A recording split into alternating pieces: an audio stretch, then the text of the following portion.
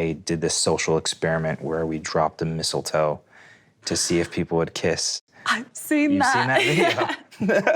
Okay. I think that was at BYU, right? Yeah. Yeah. Did you go to BYU? Mm-hmm. Oh, really? Yeah. Oh, sweet. Mm-hmm. Okay, cool. This date just got a lot easier.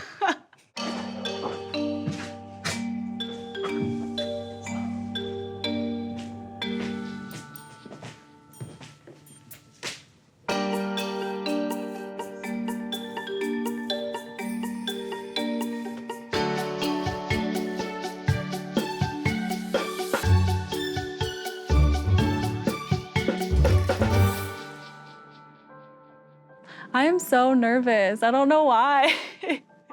I don't like blind dates. I don't know why I signed up for this.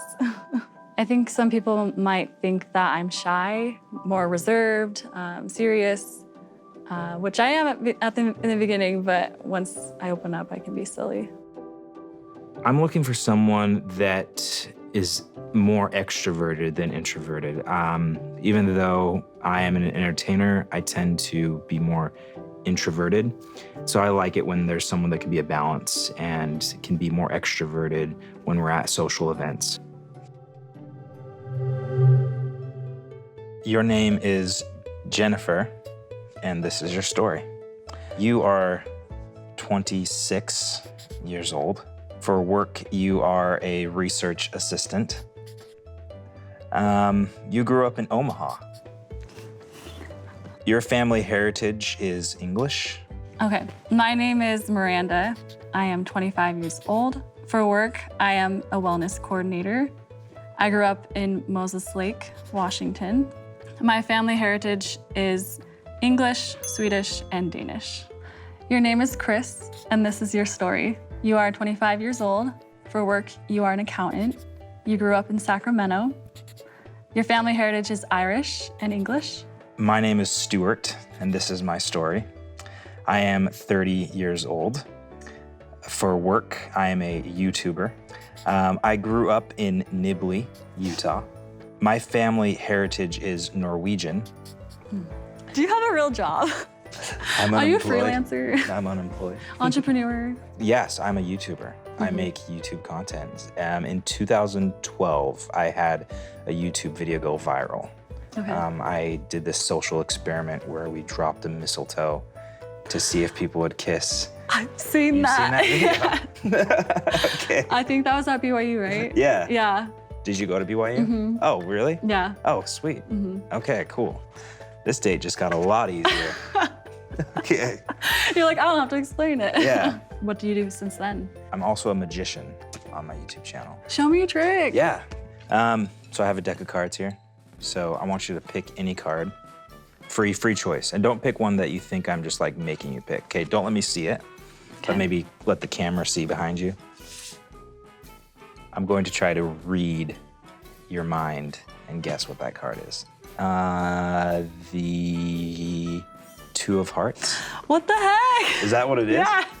Let me see. Sweet! I got her. There's a 1 in 50. Wait, let me see your deck. There's a 1 in 52 chance that thing works. So, Is the cards rigged? no.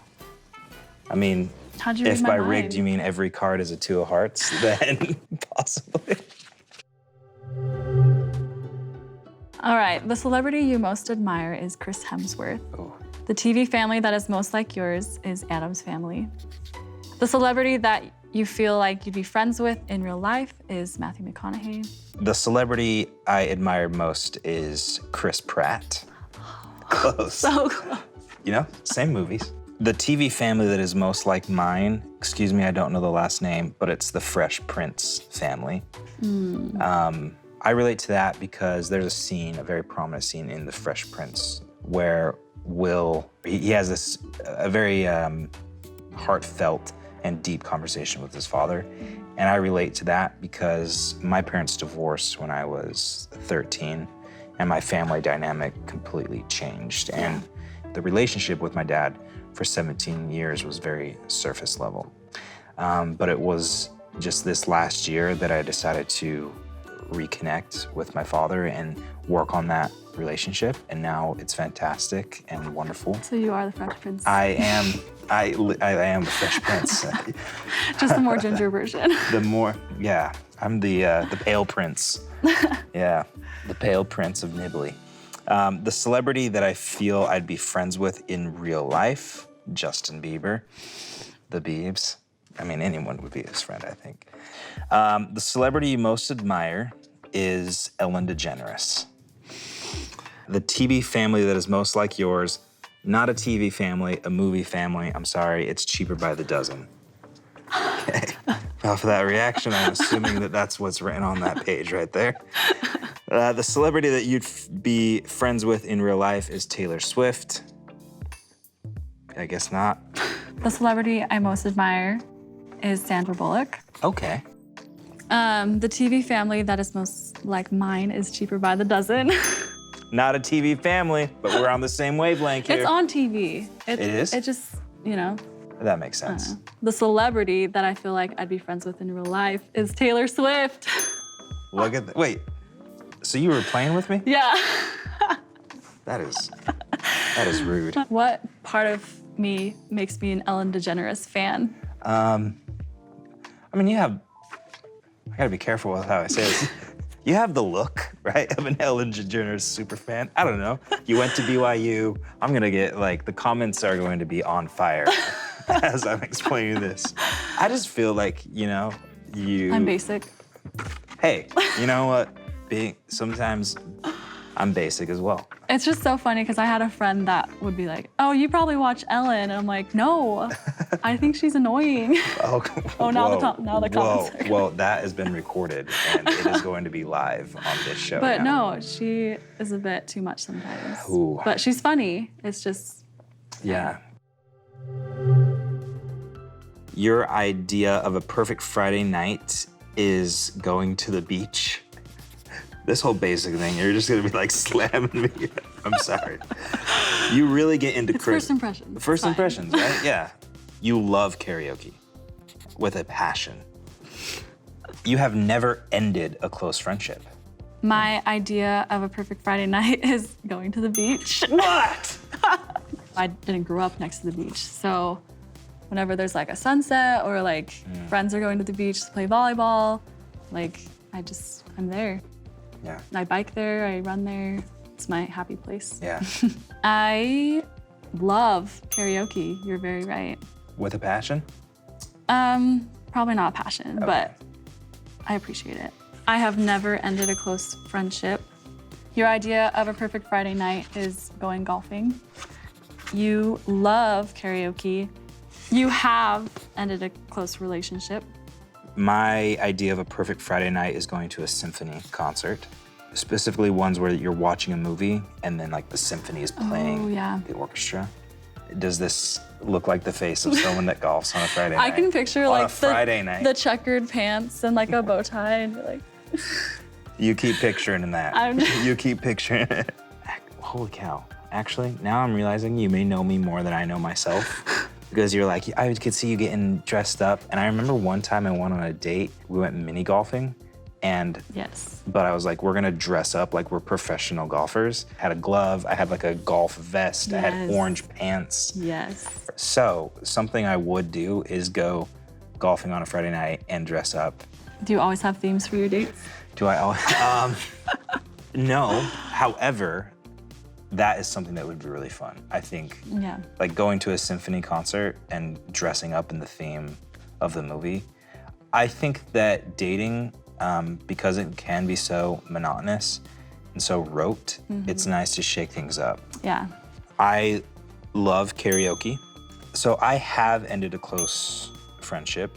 There was a time in my life where I think I brought people into my life without giving it much thought, and I developed really close friendships. But I think as I've matured and I've become more healthy, then I've realized that certain relationships were toxic just due to both parties, or maybe it was just me. And so I think due to that, I had to end what were some really close friendships. I would say I'm almost in the middle because I have had friendships that end, but it's more like it's not like I had to like be like, hey, we're not friends anymore. It was just like a slow like, okay, we're not friends anymore. Yeah. I think for me, it's been hardest because I think I've realized that I was the one that wasn't bringing the good to the relationships. So I've had to end it and recognize that, You need to back off. Yeah, I need to back off because Yeah. That's really mature. Yeah. just trying to grow, trying to be a 30-year-old. Just trying to live my life. Yeah. You are a member of the LDS Church. You would date someone who had different beliefs than you. Religion is needed for a strong moral compass for you, and you can have faith and have doubts. I am a member of the Church of Jesus Christ of Latter-day Saints. I would date someone who held different spiritual beliefs than mine. Religion is not needed for a strong moral compass. I think that you cannot have faith and have doubts.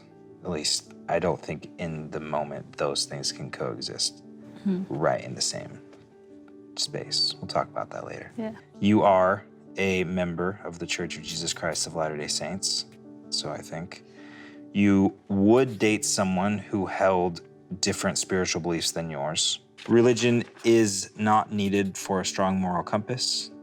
You cannot have faith and doubts. I am a member of the Church of Jesus Christ of Latter-day Saints. I would date someone whose spiritual beliefs were different. Religion is needed for a strong moral compass, and you can have faith and have doubts. Why do you think religion is not needed for a strong moral compass? I used to think it was. However, I've met a lot of people that do have a moral compass and they don't practice a religion. I do think that religion does help that and provide people more with a strong moral compass, but I think that someone could find it without religion. Yeah. Yeah. I was gonna put is not, but I just feel like, I don't know, religion really brings that to play. No matter what religion, when people have that strong value system, it transfers over into their life. But I know that there are good people that don't practice religion as well. Yeah. So, yeah. And then you said you cannot have faith and have doubts. Yeah. When it comes down to it, like in the moment, I don't think a doubt and faith can coexist in the same space. It's like light and dark. Faith is a forward-moving action, and doubting is, I think, a stagnant, being stagnant. Mm-hmm. I've had doubts, but I've also had faith. So, like, with that comes, like, I've kept having faith even with my doubts. Yeah. So. Have you ever doubted your religion? Mm-hmm. What was that like? It was really hard. Yeah. I just felt like God loves everyone, so why would he only have one church? Yeah. In our religion, they say, you know, this is the only church.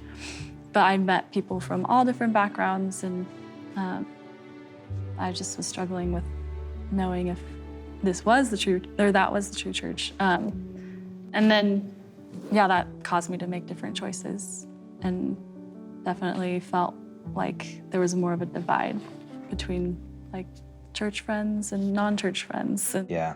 Yeah. I think if someone has doubts, then that's a part of their journey, and I would be completely supportive of someone in that journey. Because the religion that we both practice has such an emphasis on eternal marriage and marrying in the faith and having marriage last for eternity. Sometimes we put up a lot of, red flags with anyone that has any sign of some doubt that they're going to leave the church, and then we're going to have to practice alone. I'll probably have some doubts moving forward, and would be empathetic to that. I think there's a lot of pressure that's put on LDS members to find someone who is strong, valiant, all these things. Yeah. But you never know what the situation is, and yeah. Yeah. Let's talk about family. I think that your dad cooked most of the meals when you were growing up. You call your mom 1 time a week. The biggest lie you ever told your parents was that you didn't kiss that guy that just dropped you off. You would change your last name after marriage. Traditional gender roles are essential for a stable home. All right, so in my family, my mom cooked most of the meals. Okay. My dad does make really good waffles. Anyways, I call my mom 3 times a week. Oh. The biggest lie I ever told my parents was that I was okay, but I was really suffering from an eating disorder. Whoa. And I know. I would change my last name after marriage. Traditional gender roles are essential for a stable home. Okay, so in your family, your mom cooked most of the meals when you were growing up. You call your moms 3 moms. Yeah. You call your mom 3 times a week. The biggest lie you ever told your parents was that you didn't sneak out when you really did. You would not change your last name after marriage. Traditional gender roles are essential for you or for a stable home. My mom cooked most of the meals. I was growing up. My parents divorced, so my mom cooked most of the meals. I call my mom 1 time a week. The biggest lie I ever told my parents was that I was going to stay home and not go to a party, but I did. So you guessed that right. Do I just like put off this like guy that's Rebellious. like the rebellious? And that's the thing I lie about, sneaking out. I would change my last name after marriage. Traditional gender roles are essential for a stable home. So you would change your last name? Yeah, Stuart Edge is what I'm known for. But like my actual real last name is not, I'm not that line. That's not my bloodline. So like a few generations back, there was a love affair, and the original name was Saxton. Anyway, when I found that out, that like my actual last name is not my actual bloodline, it made me think like I could, you know, create a name for myself. And so when I started a family, like if I wanted to take the name of my wife or if I just wanted to keep it as it is, but that is something I've been open to because I've been thinking, well, what's in a name? Well, even people that are adopted. Yeah. So. Exactly. Yeah. Their ancestry goes back with different names. Yeah. The biggest lie you ever told your parents was that you weren't suffering when you actually were. What was causing you to suffer? I think it was just the accumulation of perfectionism and thinking that I had to be the best at everything. So I kind of got my self-esteem from my grades, from sports, from dance, from music. And then I started just, you know, tearing up at myself little by little. And I just felt ashamed, didn't want to tell anybody.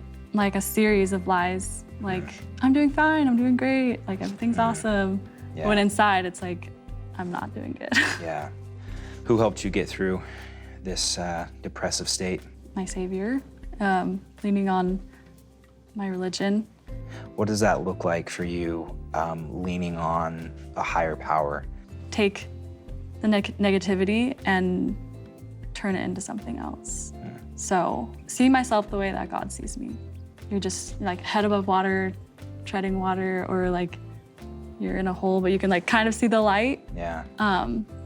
But little by little, like you just keep swimming upstream. Wow. Yeah. That's powerful. And then he takes it from you too.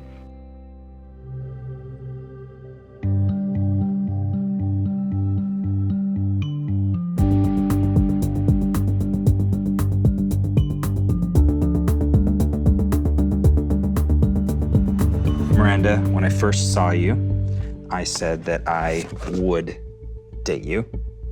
And now having gotten to know you and chatting, I still would date you.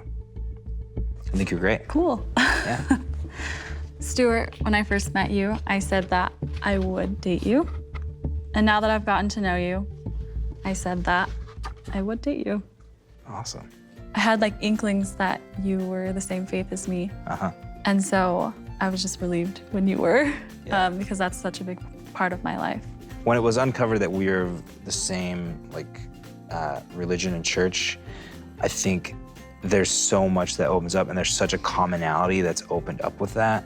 And whereas before you're prepping and you're like wondering how much you're gonna have to explain, and then in an instant, suddenly it's like, oh, you know so much about the things I believe, and then I know so much about the things you believe. Yeah. Because even before making like an assumption, because they're LDS, then you already know these things about them, kind of, so. Hey guys, thanks for watching Tell My Story. If you want to see more stuff like this, subscribe to SoulPancake. You can click right here. Also, if you want to see my stuff, do you have stuff? I do. I'll put it in the comments. Okay, I have a YouTube channel. You can check it out as well, clicking right there on my name and my face. That was fantastic. Yeah, Should that was awesome. we go and like do our thing now? Let's go. Yeah.